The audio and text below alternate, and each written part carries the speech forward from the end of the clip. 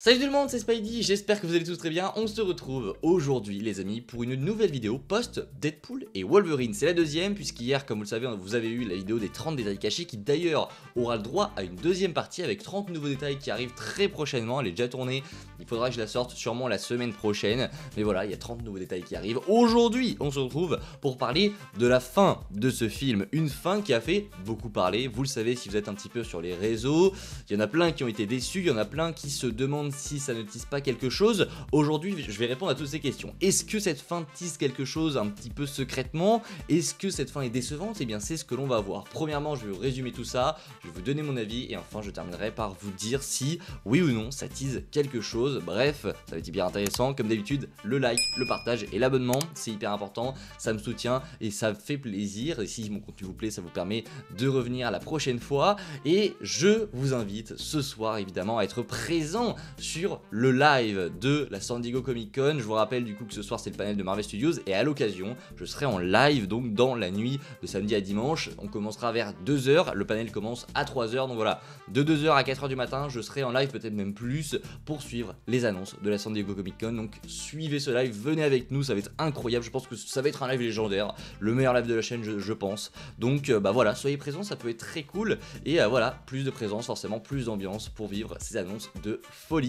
Et c'est parti, on parle donc de Deadpool et Wolverine. Alors, on résume la fin très brièvement. On a donc Deadpool et Wolverine qui se retrouvent dans l'univers de Wade pour arrêter à la base le TVA qui a lancé son chronobroyeur. Sauf que Cassandra Nova eh bien, s'intéresse à ce chronobroyeur et elle s'en empare pour essayer donc de détruire l'univers de Wade, puis ensuite détruire tous les autres univers afin qu'il ne reste plus que le néant. Deadpool et Wolverine réussissent donc eh bien, à arrêter Cassandra Nova et le chronobroyeur par la même occasion grâce à la force des deux. Alors ça c'est un petit peu tiré par les cheveux mais voilà, c'est grâce à la force d'un Deadpool et à la force d'un Wolverine combiné que ça marche et qu'ils réussissent à survivre de 1 et en plus à sauver l'univers de Wade. Donc ça c'est plutôt cool. Et donc le film se termine avec une sorte de happy end où Wade a toujours son univers qui n'est plus en danger et il a gagné du coup Logan et X-23 qui sont d'ailleurs restés dans son univers et ça va être hyper intéressant pour la suite. Pas de nouvelles d'Electra, Blade et Gambit. On suppose que soit ils sont morts, soit ils sont restés dans le Void. Assez étrange de ne pas les avoir ramenés quand tu vois qu'ils ont ramené X-23. Mais bon, à voir, ça se trouve on les reverra. Peut-être que oui, peut-être que non, on verra, mais bref, pour l'instant, pas de nouvelles de ces variants, et on termine le film sur ça. Il y a donc une scène post-crédit à Deadpool et Wolverine, où Deadpool retourne au TVA, afin de regarder les images du coup de ce qui s'était passé. D'ailleurs, on a une petite caméra Kevin, qui était donc dans She-Hulk, une caméra en gros, c'est la caméra du 4e mur, hein, j'ai envie de dire, c'est la caméra qui filme Deadpool et Wolverine, et en gros voilà, cette mise en abîme et tout, c'est très stylé, et du coup il se rend compte que Johnny Storm avait bien dit tous ces gros mots, bref, scène très drôle, mais qui ne tease pas grand chose. Maintenant je vais vous donner un petit peu mon avis sur cette fin, puisque c'est vrai qu'elle a déçu énormément de personnes et je vous dirai ensuite si ça tease quelque chose ou pas. Je dois vous avouer que concernant la fin du film en elle-même, je suis pas forcément déçu. Je suis pas déçu de pas voir par exemple Deadpool ou Wolverine arriver dans l'univers 616. Non, parce que je sais que Marvel met des choses en place pour que ça se fasse par la suite. Et il faut bien comprendre cette chose, c'est que il y a eu un problème avec Marvel Studios, c'est que ils ont annoncé Avengers Secret Wars beaucoup trop tôt. Et ça on le sait depuis maintenant des années, on le sait depuis 2 ans que Secret Wars arrive, et il arrive quoi en 2027 et encore c'est peu probable. Donc voilà, ils l'ont annoncé beaucoup trop tôt et aujourd'hui ce qu'on attend c'est d'avoir du teasing sur des films comme ça, sur des films comme Deadpool et Wolverine. Et vous allez me dire mais tu disais que tu voulais du teasing et tout. Oui, j'en voulais, mais il faut aussi savoir se satisfaire de ce qu'on a. C'est-à-dire que là le projet qu'est-ce qu'il fait? Il ne tease pas forcément Avengers Secret Wars, mais il met d'autres choses en place qui selon moi vont servir à Secret Wars. On va y revenir après, mais voilà. Concernant la fin du film, je suis pas forcément déçu. Par contre, pour ce qui est de la post-crédit, là c'est différent. Parce qu'à mon avis, ils sont passés à côté de quelque chose. Ils sont vraiment passés à côté d'un teasing de fou qu'ils auraient pu faire. Parce que oui, comme je l'ai dit pour la fin du film, c'est pas dérangeant d'avoir aucun teasing à la fin d'un film. Mais pour ce qui est de la post-crédit, c'est plus dérangeant. Pourquoi? Parce que, bah oui, certes, Secret Wars arrive dans beaucoup de temps, il arrive voilà en 2027 et encore c'est pas sûr, mais selon moi, c'était le film où il fallait le faire. Les 4 Fantastiques, ça va sûrement marcher. Il y a peut-être Doctor Strange 3 qui va être en lien avec le multivers, peut-être Shang-Chi 2, mais à part ça, en tête, là, j'ai plus grand chose, Avengers 5 peut-être, mais voilà, il n'y a pas énormément de projets non plus qui vont vraiment traiter du multivers et de la menace de Secret Wars. Et je veux dire, il y a bien un moment où il va falloir le faire, il va falloir teaser des choses pour hyper les gens. Et pour moi, Deadpool et Wolverine, c'était l'occasion parfaite. Pourquoi? Parce que ça réunit de 1 toutes les personnes qui étaient plus là, les anciens fans de la Fox, les personnes qui avaient un petit peu lâché Marvel. On le voit, le film démarre comme une balle, il a déjà fait plus de 100 millions, il devrait faire aux alentours de 300 millions en un week-end, c'est une grosse dinguerie. Et pour moi, ne pas profiter de ce rassemblement en fait pour teaser les choses et pour dire regardez, ce n'est pas terminé, il y a d'autres choses, alors restez pour voir les prochains films parce que ça arrive. Pour moi, c'est une grosse erreur en fait de la part de Marvel Studios de ne pas avoir teasé certaines choses. Et pour moi, la plus grosse erreur de Marvel Studios, ce n'est pas forcément de ne pas avoir teasé quelque chose, c'est vraiment d'avoir fait croire que il y allait avoir des choses dans ce Deadpool et Wolverine. Je m'explique. En gros, Sean Levy avait déclaré, et Kevin Feige, que ça serait très important pour la suite du MCU. Alors, à moins qu'ils aient fait ça et qu'il y ait possiblement du coup du teasing par la suite, j'ai l'impression qu'ils nous ont un petit peu menti.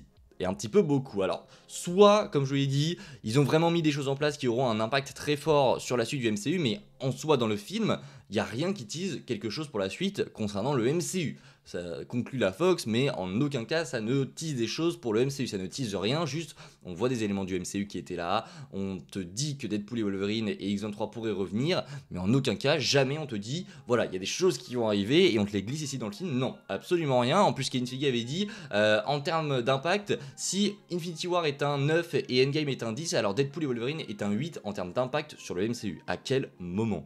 À quel moment ça a un impact sur le MCU? Jamais. Donc vous voyez à quel point c'est très bizarre la manière dont Kevin Feige et Sean Levy ont communiqué. Encore une fois, comment tu peux dire que Deadpool et Wolverine est un 8 en termes d'impact alors qu'Infinity War est un 9 et Endgame est un 10? Oui, Deadpool et Wolverine peut mettre des choses en place, mais jamais il n'a un impact sur le MCU. Infinity War, il avait vraiment un impact. La planète se fait génocider à moitié dans le film. Il met pas des choses en place pour que par la suite ça arrive. C'est vraiment dans le film que ça se passe. Endgame, c'est pareil. On a le retour de ce génocide, on a l'inverse en fait qui se passe. On a les Avengers qui voyagent dans le temps.